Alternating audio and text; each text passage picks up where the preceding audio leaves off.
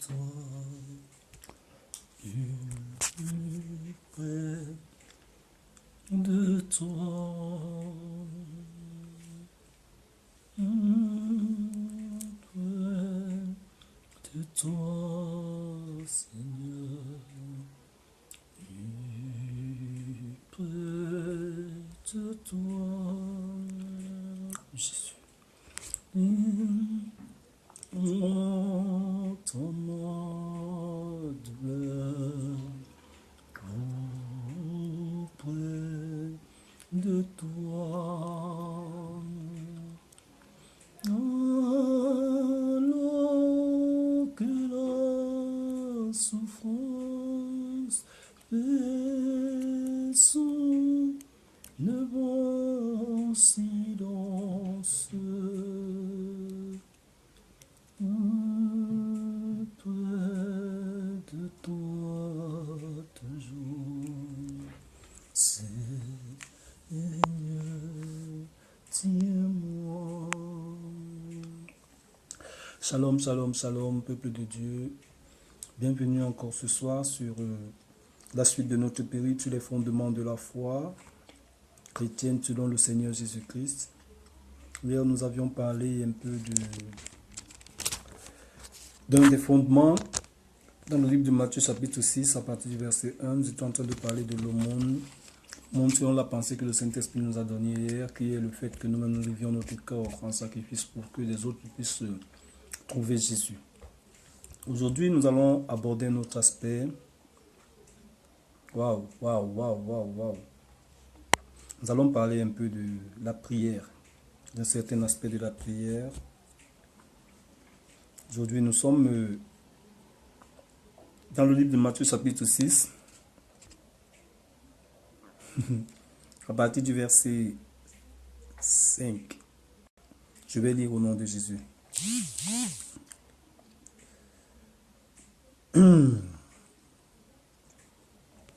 Merci à toi, ma soeur Diane, d'avoir partagé la vidéo. Ça contribue à une large diffusion de ce message qui est important pour l'humanité entière aujourd'hui. Que le Seigneur te bénisse. Lorsque vous priez, ne soyez pas comme des hypocrites qui aiment à prier debout dans les synagogues et au coin des rues pour être vus des hommes. Je vous le dis en vérité, ils reçoivent leur récompense. Mais quand tu pries, entre dans ta chambre, ferme ta porte et prie ton Père qui est dans le lieu secret, et ton Père qui voit dans le secret te le rendra. En priant, verset 7, ne multipliez pas des paroles vaines comme les païens qui s'imaginent qu'à force de paroles ils seront exaucés. Ne leur ressemblez pas, car votre Père sait de quoi vous avez besoin avant que vous le lui demandiez. Voici donc comment vous devez prier: notre Père qui es aux cieux, que ton nom soit sanctifié, que ton règne vienne, que ta volonté soit faite sur la terre comme au ciel. Donne-nous aujourd'hui notre pain quotidien. Pardonne nos offenses comme nous aussi nous pardonnons à ceux qui nous ont offensés. Ne nous induis pas en tentation, mais délivre-nous du malin. Car c'est à toi qu'appartiennent dans tous les siècles le règne, la puissance et la gloire. Amen. Waouh. Sois béni, sois béni. Bon, ok. Nous sommes en train de parler de la prière aujourd'hui. Sois béni, ma sœur Diane. Merci pour ta fidélité à ce programme. Merci pour ta fidélité à ces enseignements.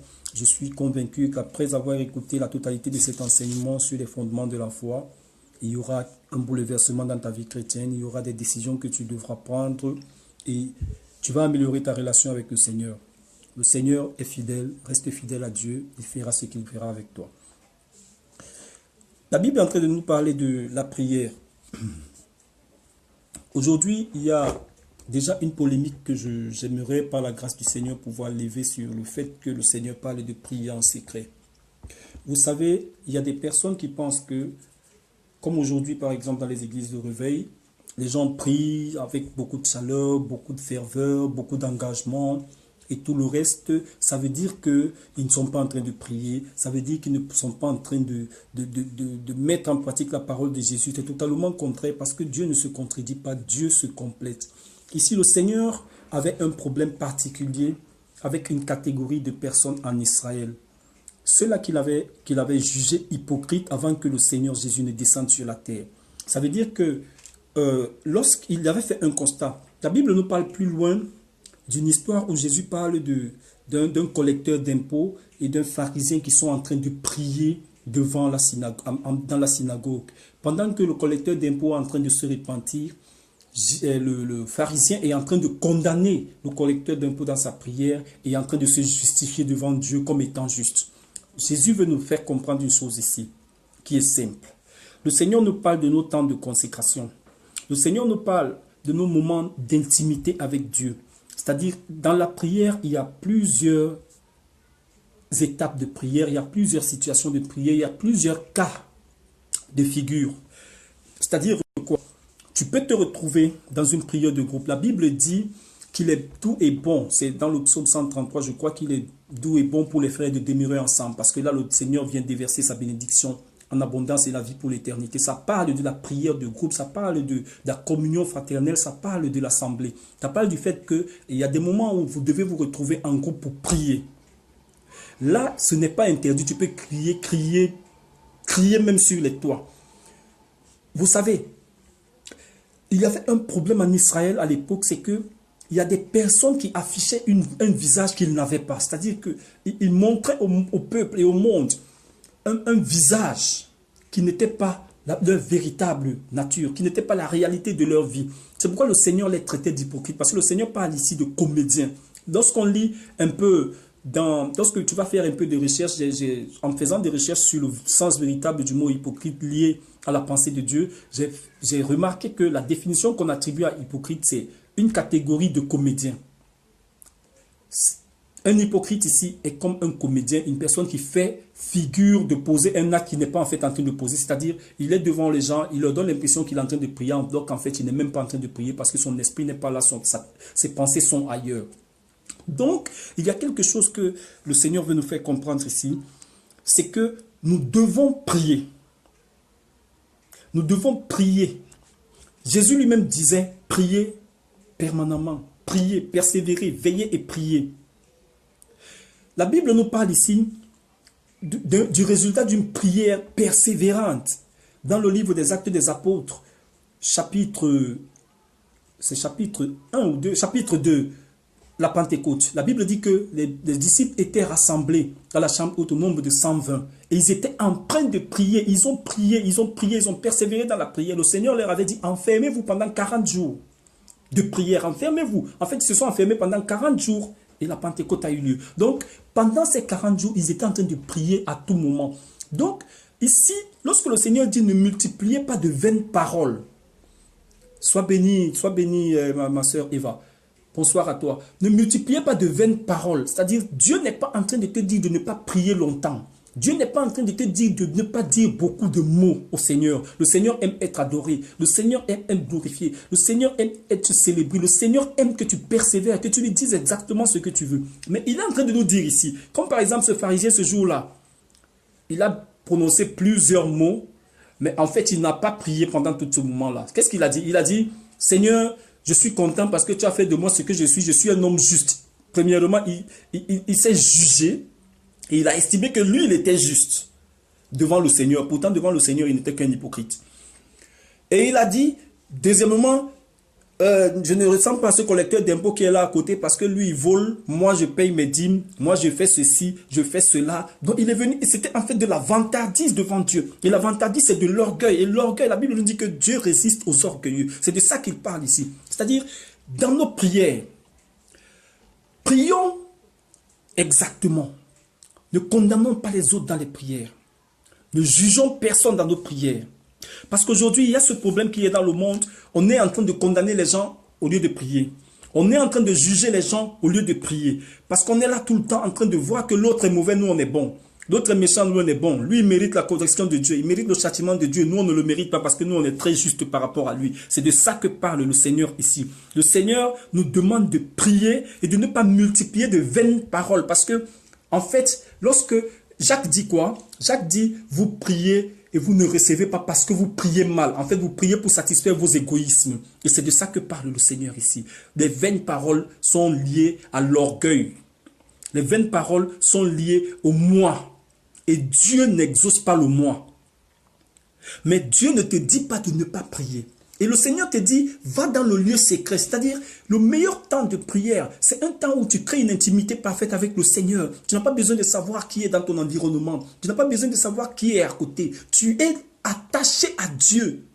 Comme ce jour-là, le collecteur d'impôts était dans un lieu public. Mais il était dans une intimité parfaite avec le Seigneur. Parce qu'il est venu, il ne cherchait pas à savoir ce qui se passe autour de lui. C'est pourquoi la Bible dit ici, quand tu pries, entre dans la chambre. La chambre, c'est un lieu secret.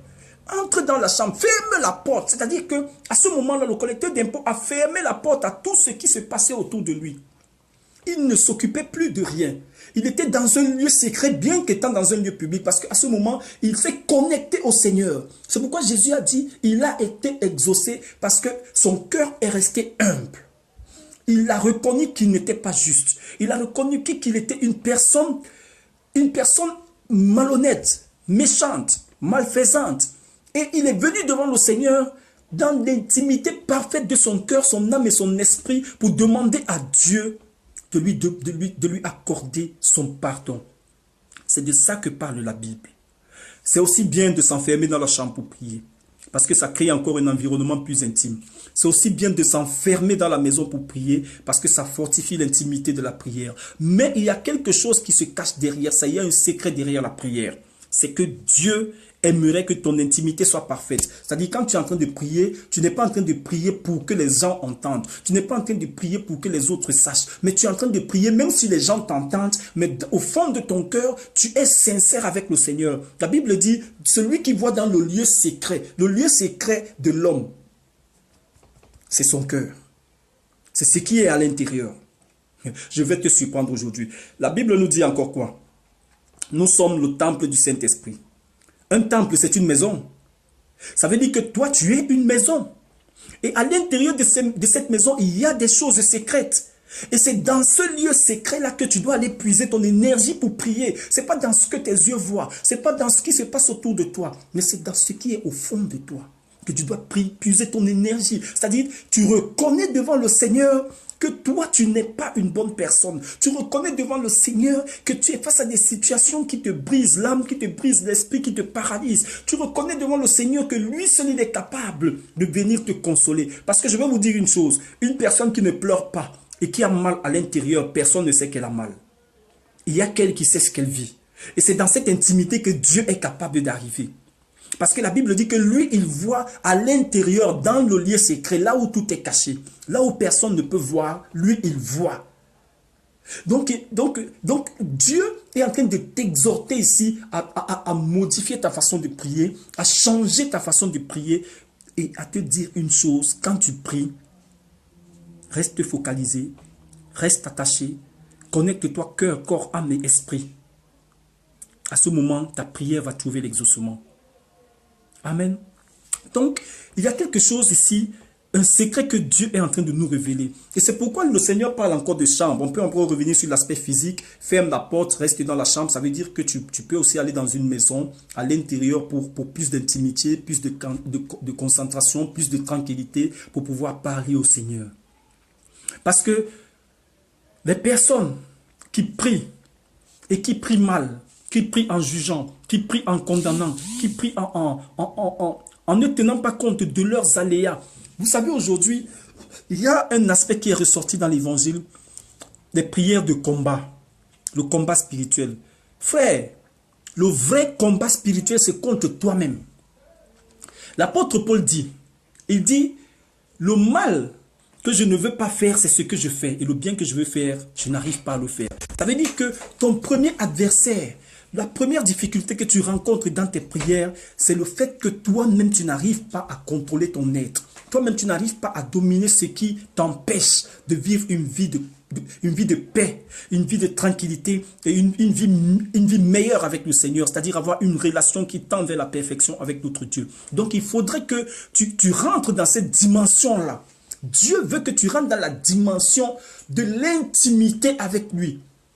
Donc, lorsqu'on parle de chambre, c'est le lieu de l'intimité. C'est le lieu où c'est pas tout le monde qui a accès à une chambre dans une maison. La chambre, c'est l'endroit où les étrangers n'arrivent pas. Parce que là-bas, il y a des choses qui sont secrètes, des choses qui sont réservées aux habitants, à ceux-là qui sont de la maison. C'est eux qui ont le droit de savoir ce qu'il y a à l'intérieur de ces chambres. Donc, c'est des lieux vraiment secrets. C'est de ça que le Seigneur parle. Le Seigneur parle du secret de ton cœur, le secret de l'intérieur de ton être. Toi qui es le temple du Saint-Esprit, à l'intérieur de toi, c'est le lieu secret du Seigneur. La Bible dit, lui qui voit dans le secret. Amen. On dit, lui qui voit dans le secret. Donc, frère, beaucoup de nos prières ne sont pas exaucées aujourd'hui parce que nous sommes superficiels dans la prière. Nous ne prions pas en puisant l'énergie à l'intérieur de nous. Nous prions parce que nous voulons démontrer que nous aussi nous participons à l'activité chrétienne. Nous devons démontrer que nous aussi nous prions. Il y a des gens qui me disent, lorsque je me lève le matin, je dis, notre Père qui es aux cieux, que ton nom soit sanctifié. J'ai prié. C'est beau, c'est bien si c'est puisé au fond de toi. Mais si ça devient une récitation, si ça devient une coutume, si ça devient pour toi une forme de tradition où tu te lèves le matin, tu te débarrasses du Seigneur de cette façon. Oh Seigneur, ne dis pas que je n'ai pas prié avant de sortir, j'ai prié notre Père qui est aux cieux. Non. As-tu confié ta journée au Seigneur? As-tu confié tes problèmes au Seigneur? As-tu demandé au Seigneur d'être ton secours, d'être ton guide, d'être ta lumière? La Bible dit dans le psaume 121, il veille sur notre départ. Il veille sur notre départ. Pour que le Seigneur puisse veiller sur ton départ et qu'il veille aussi sur ton arrivée, il faut qu'il sache que à ton départ, c'est lui qui est maître. Parce qu'il y a des personnes qui prient comme pour se débarrasser de Dieu, pour dire que, ah, Seigneur, ne dis pas que je n'ai pas prié. Non, on ne prie pas Dieu pour se débarrasser de lui. On prie Dieu parce qu'on sait que c'est lui qui est la solution. On prie Dieu parce qu'on sait que c'est en lui que se trouve la solution. On prie Dieu parce qu'on sait qu'on lui est soumis, on lui doit cela. On lui doit l'obéissance, on lui doit à lui l'adoration, la louange et tout le reste. Frère, quand tu pries, il faut prier. Quand tu pries, ne va pas réciter. Il y a des personnes qui ont des prières qui sont écrites sur des papiers. Je ne doute pas de leur foi. Mais ils n'ont plus mis leur foi en Dieu, ils ont mis leur foi à une prière qu'ils récitent chaque jour. Même si les circonstances de ta vie passent, elles traversent. Si on lui a donné une prière quand elle cherchait le mariage, elle va utiliser la même prière pour chercher un travail. Elle va utiliser la même prière quand elle est malade. Elle va utiliser, bien aimé, à chaque circonstance, sa solution. Et à chaque circonstance, une demande est attachée. La demande que tu écris pour aller obtenir une carte d'identité, ce n'est pas la même demande que tu remplis pour aller chercher un emploi. Ce n'est pas la même demande que tu remplis lorsque tu demandes à établir un passeport. Ce n'est pas la même demande que tu remplis lorsque tu demandes à établir peut-être un acte de naissance ou autre chose. Ce n'est pas la même demande que tu établis lorsque tu veux obtenir peut-être une autorisation de la mairie pour un investissement. Mais c'est la même chose avec le Seigneur. Nous ne devons pas être stéréotypés. C'est-à-dire, j'ai une prière que je récite tous les matins, quelles que soient les circonstances qui se présentent, je vais réciter cette prière, frère. Tu n'es plus en train de prier. Tu es en train de rappeler à Dieu ce que tu as pris l'habitude de lui rappeler. Ça devient pour toi comme une chanson. Et tu sais, il y a des chansons qui à un moment donné, ne sont plus à la mode. Même dans le monde, Paul disait que la nature nous enseigne. Frère, quand un disque sort, après 2 ans, 3 ans, si un autre sort, celui-là n'a plus de valeur. Donc il faudrait comprendre une chose. Même les vêtements que vous portez, il y a des vêtements que vous avez portés il y a 2 ans qui aujourd'hui ne sont plus à la mode. Quand vous les portez, on dit que vous êtes démodé. C'est la même chose. Donc il y a des prières que tu as faites il y a 2 ans. Aujourd'hui, si tu fais encore les mêmes prières, ça veut dire que tu n'as pas évolué, tu es démodé. Il faut se mettre à la page avec le Seigneur. Il faut grandir spirituellement. C'est-à-dire, la façon dont tu priais hier ne doit pas être la même façon que tu pries aujourd'hui. Et ça ne doit pas être la même façon que tu prieras demain. C'est-à-dire, il faudrait que tu essaies d'améliorer, de t'améliorer au quotidien. Et tout cela, on puise les énergies de l'écriture. Il faut lire la Bible. Notre problème, c'est que nous n'allons pas puiser notre énergie dans la Bible. Frère, David, il avait ses prières qu'il faisait. Parce que lui, c'était un guerrier, un combattant. Il était tout le temps dans les combats. Il avait ses prières qu'il faisait. Salomon était un homme de paix. Il avait un style de prière qu'il faisait. Chacun avait sa façon de prier. Lorsque tu as trouvé Samuel, Samuel était un homme qui était connecté au Seigneur. Il avait ses stratégies de prière pour le peuple. Chaque prophète qui est arrivé a prié à sa façon. Chaque chrétien qui est arrivé a prié à sa façon. Chaque serviteur de Dieu, chaque enfant de Dieu a eu sa façon de prier. Tout ce dont la Bible a rendu témoignage. Chacun avait ses stratégies. Tu ne peux pas copier les prières que quelqu'un a faites il y a des décennies. Ce sont des modèles. Moi, je dis toujours... C'est bien parfois de lire les psaumes. Ah, je ne sais pas pourquoi le Seigneur veut parler de ça. Peut-être il veut réveiller l'esprit d'une personne, que son nom soit glorifié. C'est bien parfois de lire les psaumes. Mais je vais te dire une chose. Les psaumes que David a écrits, c'est un peu des modèles qui nous ont montré quand je me suis retrouvé face à cette situation. J'ai prié de cette façon-ci et Dieu m'a exaucé. Ça ne veut pas dire que tu dois réciter les paroles de David. David récitait les paroles qui sortaient de son cœur. Par rapport à ce qu'il vivait. Toi aussi, par rapport à ce que tu vis, tu dois puiser l'énergie de ton cœur et dire à Dieu, ah, comme le roi David avait dit, l'Éternel est mon berger. Moi aussi, je dis aujourd'hui, Seigneur, tu es mon berger. Guide-moi, oriente-moi, enseigne-moi, montre-moi comment marcher. Nous, l'Éternel est mon berger, je ne manquerai de rien. Il me fait reposer dans des verts pâturages. Tu n'es pas dans la même situation que David. Il y a des personnes qui sont dans les verts pâturages, qui continuent encore à chercher les verts pâturages dans les prières. Waouh! Il y a des personnes qui ne passent pas par la vallée de l'ombre de la mort, mais ils continuent à prier par rapport au fait de passer à la vallée de l'ombre de la mort. Il y a des personnes que Dieu a tirées de la vallée de l'ombre de la mort depuis, qui sont aujourd'hui sur le chemin de la vie. Mais prie pour que, sur ce chemin de la vie, tu atteignes l'objectif. Tu vas te prier pour l'ombre de la mort, d'où tu es passé depuis, ou que tu as traversé depuis. Dieu t'a sorti de là, tu n'es plus là-bas. Tu es à une autre étape. Il faut donc prier pour croître. C'est pourquoi aujourd'hui dans l'église, il y a des personnes qui ont le même niveau spirituel depuis 5 ans.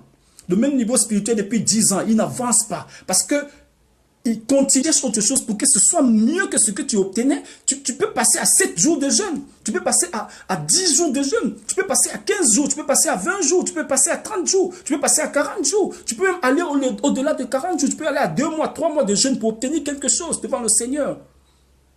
Si avant tu jeûnais de 6h à 18h, tu peux commencer ton jeûne à minuit aujourd'hui pour t'arrêter à 18h. Si avant tu jeûnais de minuit à 18h, tu peux aller jusqu'à 21h. Tu peux aller jusqu'à minuit. Tu peux faire 2 journées sans manger, sans boire. Tu peux faire 3 journées parce que c'est là où c'est de là où proviendra ta croissance. Parce que aujourd'hui, nous nous limitons à prier, mais nous ne comprenons pas que derrière la prière, il faut rechercher la puissance pour que nos prières soient efficaces. Frère, on a un adversaire à nos prières, le diable. Vous voyez comme, par exemple, on parlait tout à l'heure du fait que l'hypocrisie, c'est le diable qui inculque l'hypocrisie pour contrer les prières. C'est pourquoi le Seigneur dit, ne faites pas comme des hypocrites. Parce que l'hypocrite, le diable te met l'orgueil pour que tu aimes te faire remarquer. Et ça fait que Dieu ne peut pas t'exaucer. Amen. Donc, il faut vraiment essayer de s'améliorer. Le Seigneur nous a donné un carnaval. Il dit, notre Père qui es aux cieux, que ton nom soit sanctifié, que ton règne vienne. On aura l'occasion de recevoir un enseignement sur le Notre Père qui va vous éclairer un peu quelle était la pensée du Seigneur en lisant cette prière, en donnant ce modèle de prière à ses disciples.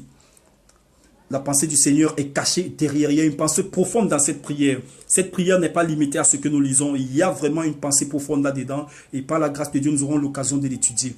Donc aujourd'hui, nous allons nous limiter là, parce que la prochaine fois, on va essayer d'aborder le Notre Père et l'étudier ensemble. Et vous comprendrez un peu le mystère qui se cache dedans par la grâce de Dieu. Ce n'est pas moi qui fais, c'est Dieu qui fait. Que l'honneur et la gloire lui soient rendus. Je vais encore te dire quelque chose, c'est que il faut être précis. Il faut apprendre à prier avec précision. Frère, si tu as besoin d'obtenir une boîte de cure-dents, tu dis bon, ok, qu'est-ce que j'ai fait de mauvais hier qui peut empêcher que Dieu m'exauce? Qu'est-ce que j'ai commis comme péché? Tu adores ton Dieu, tu te répands devant ton Dieu, tu lui demandes pardon pour tout ce que tu as fait, parce que le péché c'est aussi une barrière à l'exaucement. Et quand tu as fini de demander au Seigneur, tu demandes à l'Esprit de Dieu la sagesse nécessaire pour trouver les mots. Parce que la Bible dit, ce n'est pas nous qui prions, c'est lui qui prie en nous par des soupirs inexprimables. Lui, le Saint-Esprit, bien sûr, il faut le rechercher. Il faut le rechercher. Ça aussi, on aura certainement l'occasion de parler de comment le chercher et le trouver.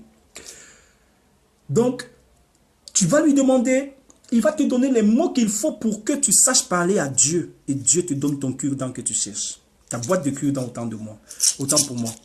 Si c'est des bonbons que tu veux, il y a une façon dont tu vas prier pour demander à Dieu de te donner des bonbons. C'est-à-dire, il ne faut pas, parce que tu veux obtenir des bonbons, mais pendant que tu veux des bonbons, tu veux tout au même moment. Dieu est comme un père. Si tu vas cogner la porte de ton père le matin, tu lui dis, papa, le crayon est fini, la règle est cassée, ma gomme aussi est perdue, je n'ai plus un cahier, on a volé mon cartable, mon livre de lecture est parti. Papa, mes tennis sont déchirés, mais ton père va s'arrêter, il va te regarder, il va dire, mon fils, tu veux qu'aujourd'hui là, tout ce que tu as cité là, je ne vais pas t'acheter, je vais encore te donner. Ah, Ah, mon fils, commence même par un. Quel est le plus important aujourd'hui là? Bon, dis-moi, de tout ce que tu as cité là, tu as besoin de quoi aujourd'hui? Et tu vas lui dire, ah papa, certainement, bon, j'ai besoin de tennis parce qu'elles sont déchirées, il faudrait déjà que je puisse en avoir. Et mon cahier qui est fini parce que sans le cahier, je ne peux pas aller à l'école. Bon, mes stylos sont là. Bon, pour le reste, on va voir. Ok, papa peut partir maintenant, il te prend une paire de tennis, il te cherche un cahier, il te donne, tu commences et le lendemain, il te dit, bon, qu'est-ce qui manquait encore? Mais tu ne peux pas venir devant Dieu, tu as besoin de quelque chose, tu récites tous tes problèmes en même temps. Dieu résout les problèmes au fur et à mesure. Dieu résout les problèmes au fur et à mesure parce qu'il y a aussi des solutions qui peuvent venir te tuer. Dieu peut t'apporter une solution qui te tue. Pas mourir physiquement, mais qui te tue spirituellement. C'est-à-dire, tu veux tellement obtenir quelque chose, à un moment donné, tu obtiens la chose, tu oublies que c'est Dieu qui l'a fait. Et quand tu oublies que c'est Dieu qui l'a fait, c'est une forme de mort spirituelle parce que si tu n'es pas reconnaissant avec le Seigneur, tu as ouvert la porte au diable dans ta vie et c'est un danger. Donc, il faut laisser Dieu agir. Il faut juste être persévérant dans la prière. Il faut prier avec instance. Il faut persévérer dans la prière. Et la Bible nous dit que la prière fervente d'un juste est une grande efficacité. Avant d'entrer dans la prière, cherche à te justifier devant le Seigneur. Cherche à te justifier devant le Seigneur. Demande-lui pardon. Et ne demande pas pardon parce que tu veux prier. Demande pardon parce que tu veux changer. Parce que c'est aussi ça notre problème. On demande beaucoup pardon à Dieu, mais on ne change pas. Il faut demander pardon parce que tu veux changer. Vraiment, frère, aujourd'hui, le Seigneur nous a enseigné un certain nombre de choses, une certaine stratégie de prière. L'intimité véritable, l'intimité, ce n'est pas de s'enfermer dans la maison, mais c'est d'enfermer ton cœur à Dieu. C'est d'enfermer ton corps, ton âme, ton esprit à Dieu. C'est ça, c'est de ça que Jésus parle. Lorsque Jésus parle de porte, de chambre et autres, il dit entre dans la chambre, c'est-à-dire entre dans l'intimité avec Dieu et ferme la porte. C'est-à-dire tout ce qui se passe autour de toi ne doit pas t'empêcher de demander à Dieu ce que tu veux. Ne doit pas t'empêcher de dire au Seigneur ce que tu veux lui dire. Mais dis-le lui de façon sage. Et il y a aussi l'autre aspect.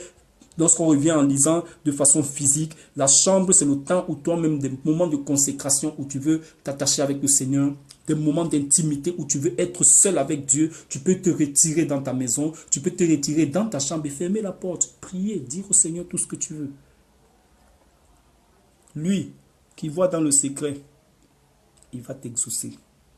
Dieu est un Dieu secret. Lui-même, il réside dans un lieu secret. Qui sait où il habite? C'est que dans les visions et les songes qui permettent aux hommes de voir. Mais qui sait où il habite? Qui sait? Personne. Il n'y a que lui et toute son armée, tous ceux qui sont avec lui, son équipe, les 24 vieillards et autres, qui sont avec lui là-bas, qui savent où il est. Et même là-bas, il y a encore que ce n'est pas tout le monde qui a accès au trône. Parce qu'il y a des personnes, il y a même des anges qui ne voient pas Dieu face à face. Il y a des anges qui ne se tiennent pas devant la face de Dieu. Et combien de fois nous les hommes? Donc lui qui est dans le lieu secret, il aime bien les choses secrètes. Mais dans le secret, dans l'intimité, dans l'humilité, dans l'amour. Vivement que tu changes ta façon de prier.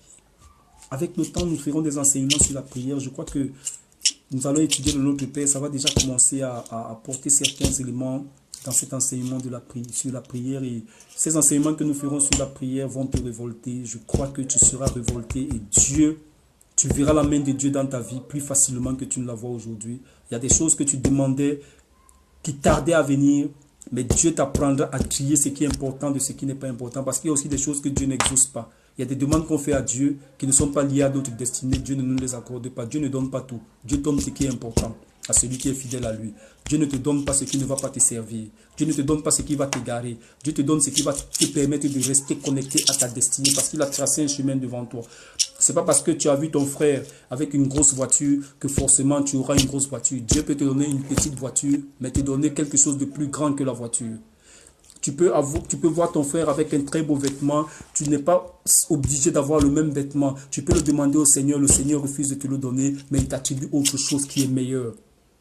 Le plus important dans notre vie, c'est de savoir demander à Dieu quel est son plan, quel est son programme, qu'est-ce qu'il attend de nous. Et ça va nous permettre de savoir quoi lui demander et quand le lui demander. Il y a des choses que nous ne pouvons pas demander à Dieu parce qu'elles ne sont pas liées à notre destinée. C'est pourquoi vous voyez plusieurs d'entre nous tombent dans le piège de l'idolâtrie, ils tombent dans le piège des sectes, ils tombent dans le piège de certaines choses qui n'honorent pas Dieu. Parce qu'à un moment donné, ils sont allés demander à Dieu ce qui n'était pas lié à leur destinée. Et là, du coup, le diable leur a proposé, ils sont allés le chercher, mais vous savez les conséquences qu'il y a derrière. Je prie Dieu que ça ne puisse pas vous arriver. Frère, il ne faut pas t'égarer parce que tu veux obtenir ce qui n'est pas dans le plan de Dieu. Parce que Dieu a un plan pour toi. Et la Bible me dit que le plan que Dieu a pour toi, c'est un projet de bonheur. Pour que tu aies un avenir plein d'espérance.